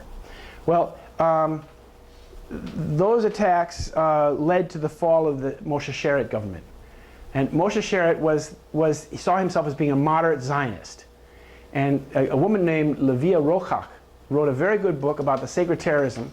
She was the daughter of the mayor of Tel Aviv, and in that she talks about how Moshe Sharett said, I have to admit that I lost. He was an idealist. He believed in a moderate Zionism, and he lost to the crew that carried out the Lavon affair, namely Moshe Dayan, Shimon Peres, and David Ben Gurion. And Sharett said, he said, writing to himself, he says, admit to yourself, you lost. You lost. They played with fire, they were more ruthless, and they won. And the people like that. There's no room for moderate Zionism. And ever since then, Zionism is becoming more and more and more ruthless. So you have people like Mr. Shamir, who would walk down to the beach with his political rival, and only one man came back. I mean, this is what we're talking about. I have in my book here, Israel has gone through a process of what I call social Darwinism, like a gang, in which the top dog, the most ruthless dog, the one with the sharpest teeth, becomes the head. And that's what you have in Israel today. There's in this book, The Plains of 9/11, the second chapter, I found this very interesting quote from the former chief of staff of the Israeli military, Raphael Eitan, not Dirty Rafi, but the other one. And he said, someday perhaps, if it's decided that the stories can be told, he's telling this to the Jerusalem Post, It's called the Columbia Connection. You'll see that the state of Israel has been involved in acts which are 1,000 times more dirty than anything going on in Colombia. He said, but these are things that were decided by the government in cabinet meetings. As long as the government decides to do something that the national interest demanded, then it is legitimate. But if an individual wants to do the same thing, it isn't. It's just the way it is. It's very simple. He said that in the Jerusalem Post in an interview in September 1989. Shortly afterwards, his body was found floating in the Mediterranean Sea, and his car was found on the Ashdod pier crushed. I mean, this is what you're dealing with. You're dealing with really a kind of like very highly established criminal gang, which is what we have in the same country, which is why our two countries are eye to eye, because we're being run by a crimocracy. It's not an idealistic, Israel's no longer an idealistic nation of idealists. You know, Israelis always say, we wanted Athens, we got Sparta. They got Sparta in spades, but they got a criminal Sparta. And like that former head of the Mossad said, it's very interesting. He says, he's speaking out now because he's trying to stop Bibi and Barak. Bibi and Barak are these two main characters that are behind this whole thing. Barak lived in the United States for the year before 9/11. He worked for a company that made aluminum nanoparticles. What do you know of, because the Rothschilds were the Vatican's bankers and accountants, and they're red, and the scarlet is a Vatican color. Yeah. So what do you know of the Zionist Vatican connections with like the Jesuits who were behind, the Protocols of Zion, and even Germany had signed a Concordat, Third Reich, so I think that the Galen apparatus, who was a Knight of Malta, probably is also, his group is probably in part helping having started Mossad. Yeah. Because we use them to start, the Bushes use them to start CIA and SNS. Yeah. So what do you know of these? All of these organizations like CIA and all these organizations rely primarily on something called secret societies. And like when the Rothschilds wanted to spread Zionism in Eastern Europe, they relied on the secret societies that they created. B'nai B'rith being one of them, created in this city in 1843. Then the B'nai Moshe, the Sons of Moses, which was a super secret society, which was spreading Zionism in among the communities of Eastern Europe. And then the Lovers of Zion and things like that. So secret societies are essential to this whole operation going forward, because we live in democracies or democratic republics. But then we have these secret combinations, as the Mormons would say. We have these secret societies behind the scenes that conspire in public, in broad daylight. That's the problem. And all those organizations and things you talked about there rely on that. Like Bush is belonging to the Skull and Bones. So when George Bush is standing there next to the Queen of England, he's doing these funky hand gestures like this and grinning at the camera. Because it's all this secret stuff they got going on.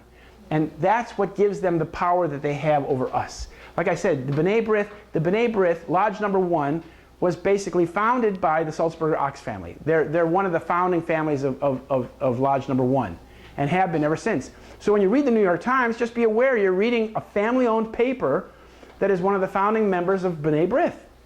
I mean, B'nai B'rith is okay, wonderful thing, but they also have the ADL, which corresponds with all of the public police forces in this country, and then they have Hillel, which is on every university campus, which organizes the Jewish students. Well, they're well organized in things, but is that really kosher?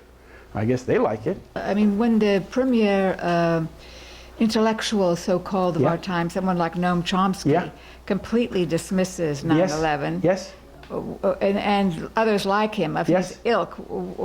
What are we to do? Yeah, what are we going to do? Yeah, well, you have to understand that people like Noam Chomsky, I contacted Chomsky about this, and I asked him, because Chomsky went to Israel like in the 50s, and he spent a little time on a kibbutz, but he spent most of that year in London. And I asked him, did you have any experience with Tavistock? Tavistock is British psychological warfare. And Tavistock today is run by an Israeli girl in Britain. And Tavistock is British psychological warfare. So these are the guys that wage psychological warfare around the world, right? And I think that Noam Chomsky, he pretended not to know anything about Tavistock, which I find hard to believe. But I think that he's working in that. The way it works in this country with alternative media and alternative voices like his is that these people are basically created to carry a following, to get a big following. Him with the anti-war movement and the left groups and so.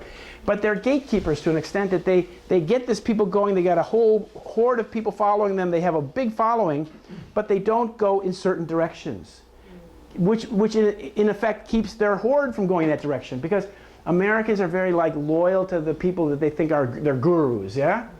And so there's the same thing with the Alex Jones people. Oh, I love Alex Jones, I like Noam Chomsky. And the people that are now disenchanted with Chomsky are really, really mad at him. It's like, Noam, I loved you for 20 years and then you're not going to 9/11 Truth. It's like, they feel like it's like a bad marriage or something. I mean, they're really mad because they trusted him so much.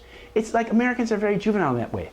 We're looking for somebody to save us. Oh, Donald Trump, Donald Trump, it's like we're hoping for a Messiah, almost.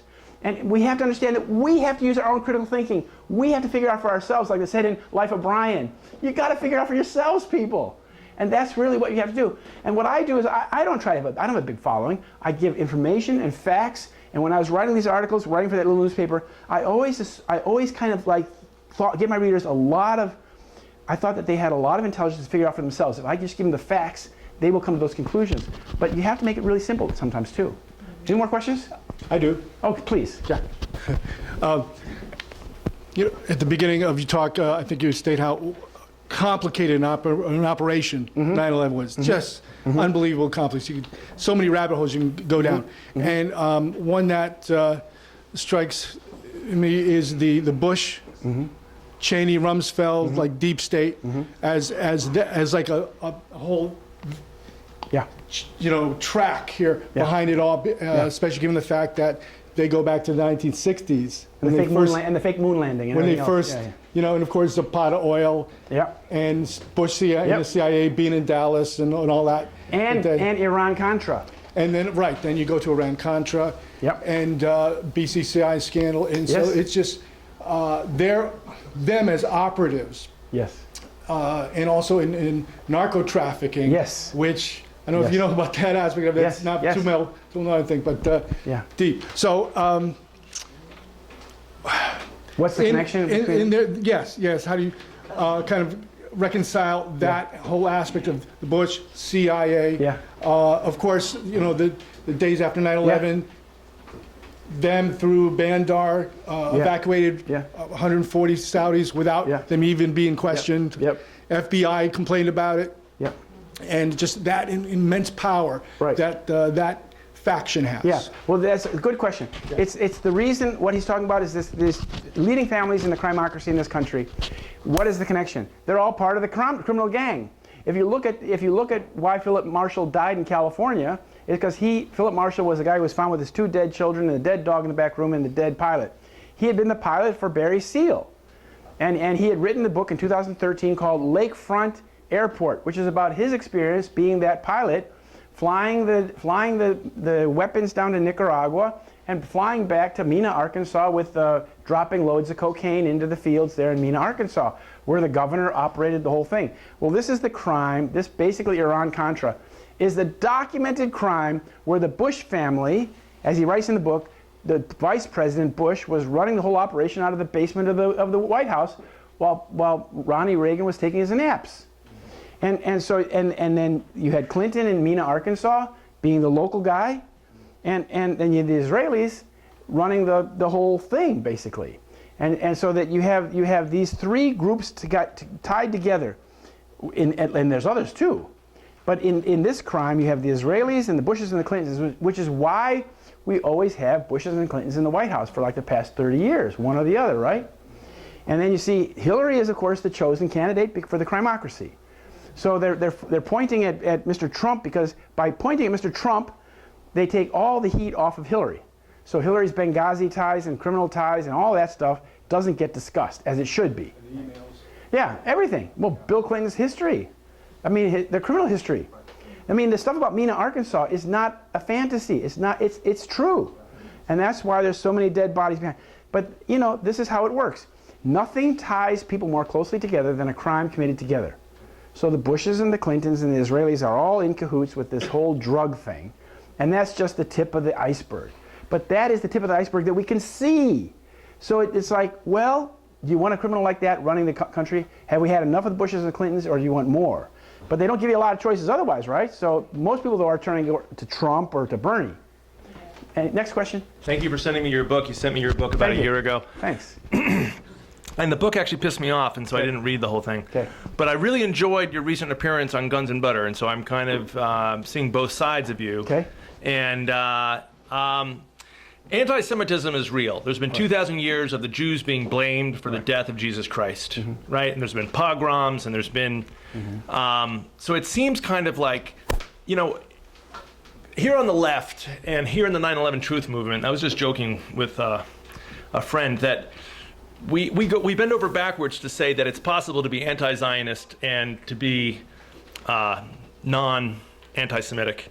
But it seems that perhaps it's also true in your case to be anti-Zionist and a little bit anti-Semitic, because I mean there's some stuff in your book about and I'm not going to have an exact quote, and I respect you as a journalist, but there's some stuff early on in your book in which you blame the Jews for porn or the moral degeneration of American society. The Jesuits are more behind that. And okay, so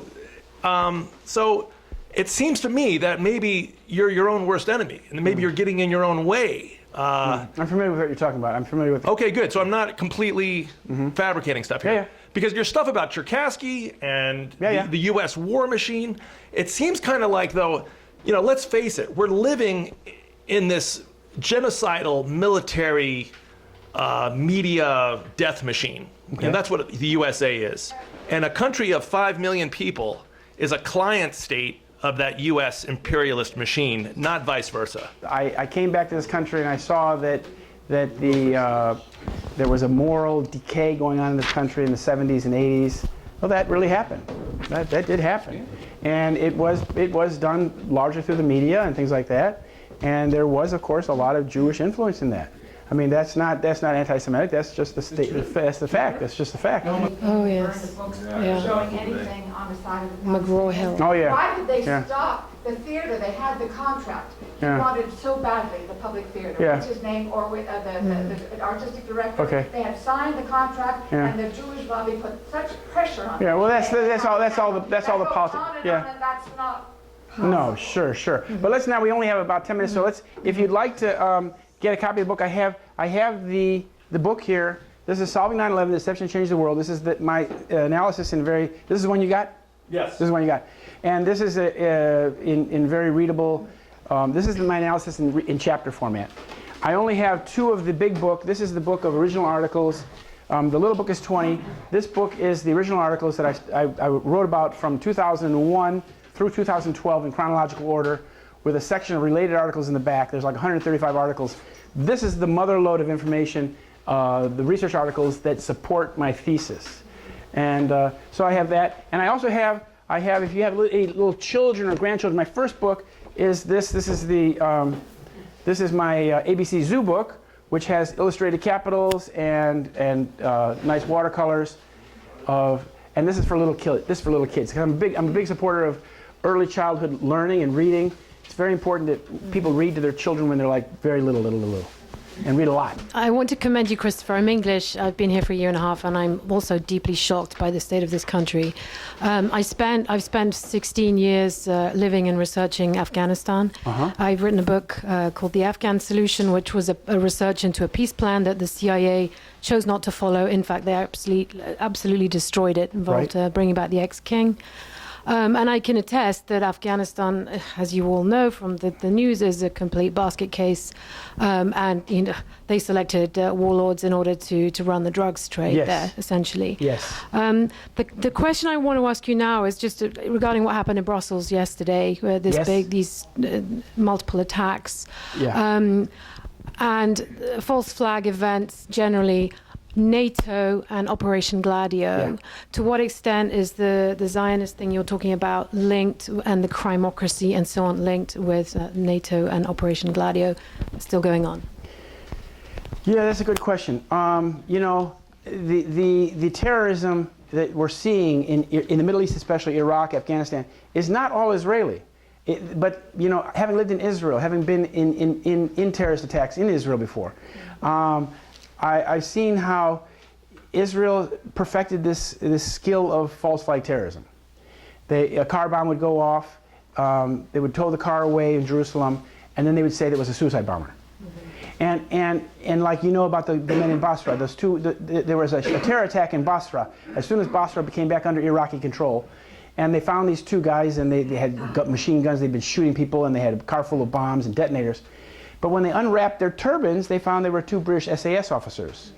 And so those aren't Israelis, those are British. So like her point is that, you know, there are other players involved in this. Obviously, NATO is a very big player. But what is it in NATO? Who in NATO is doing this? Because NATO is, of course, the defense ministers of countries, you know, all around the world.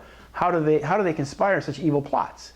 But it is, as you say, there are these other players who are deeply involved in this. It could be the Gladio people. And obviously, the leadership of Western Europe and the United States is quite willing to go along with the deception of 9/11. So it's like we are up against our own governments who are killing us and getting away with it. And it's like at some point in the American, you know, Declaration of Independence, we have an obligation to throw off that government which has become destructive of our human rights, which is where we are now. We are on the verge of a revolution in this country, and we have been overdue for revolution since at least 2009, when we became crystal clear. The evidence of superthermite made crystal clear that our government was lying to us about 9/11, and the evidence completely contradicted what happened.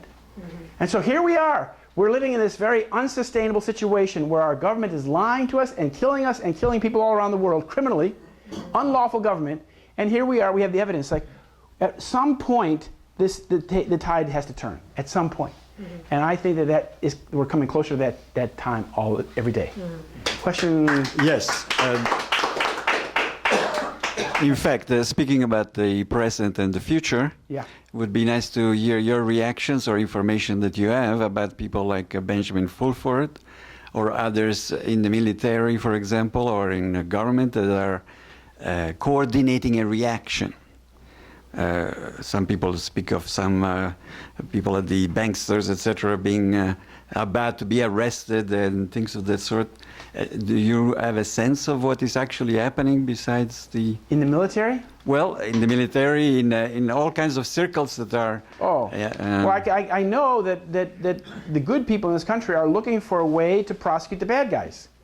But we don't have an independent judiciary, so we're kind of stuck.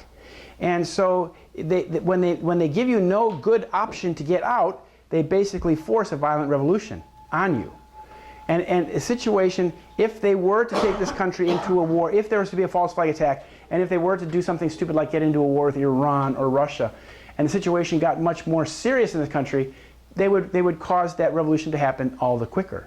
But we are in a very, very serious situation right now. Sure. The situation in Syria, the situation in Ukraine, the situation vis-a-vis NATO and Russia, this is very bad. The United States and NATO, like as per her question, the United States and the United States in particular has been cultivating these skinheads and these right-wing neo-Nazis all along the border with Russia. Their first thing is that they're nationalistic and everything like that, like you saw in Ukraine or you see in Estonia, and they're anti-Russian. Well, hello, the neighbor next door with 100 million Russians is their biggest trading partner, or should be, and is their neighbor. So for the United States to be cultivating little countries like Estonia and Latvia, to be poking the bear, is a very unwise policy. But it's easy for the guys in the Pentagon to be like Mrs. Nuland, yeah, let's do it. But for those Estonians to follow along with it puts their lives in great peril. So that's all I can say about that. All right. Thank you. Thank you. Great, I think that's it for questions. Good. Have one more? Okay. Could you say a little bit about PTEC and Oh, yeah. PTEC. Good question. Who asked that? Yeah. Well, PTEC is a little startup company in Quincy, Mass. And if you remember, like from the wilderness, Mr. Mike Rupert, he had a couple people in this town who were running his operation. One was Jenna Orkin. I don't see her here tonight. She's very opposed to my thesis. Jenna Orkin is the daughter of the mighty Ork, and then there was Jamie Hecht.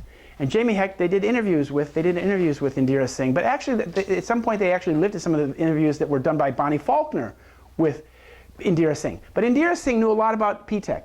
And she talked about how PTEC was involved in all this enterprise software, which is basically spying on an entire corporation or branch of the military at the same time, in real time. So it's big spyware.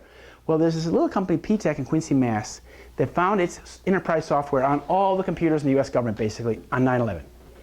And she talked about how this was a little Muslim startup company based in Quincy. I called the guy, the Muslim guy from Lebanon, talked to him a little bit. He didn't want to talk about anything. And that they had a Saudi sponsor of terror who was sponsoring the company. The person that they didn't seem to be aware of at all was a guy named Michael Goff, who was a Jewish guy from Worcester, Mass, a lawyer, who quit his law firm and went to work at P-Tech when they first started, and he ran the whole thing. He did the training, procurement of software, procurement of hardware, Lotus Notes, marketing, everything. And he was working for the Mossad. And so there you have this little P-Tech company who puts out on the shingle, their little Muslim startup company. Their software finds itself on all the computers in the US government. They're sponsored by a Saudi sponsor of terror, but the guy who's running the operation is an American scion working for the Mossad named Michael Goff. So when I discovered that was in 2005, when I discovered that about P-Tech, I thought that would change the whole discussion overnight, but it didn't. People are just like, oh, we don't hear Mr. Bollyn, Michael Goff, we don't know anything about Michael Goff.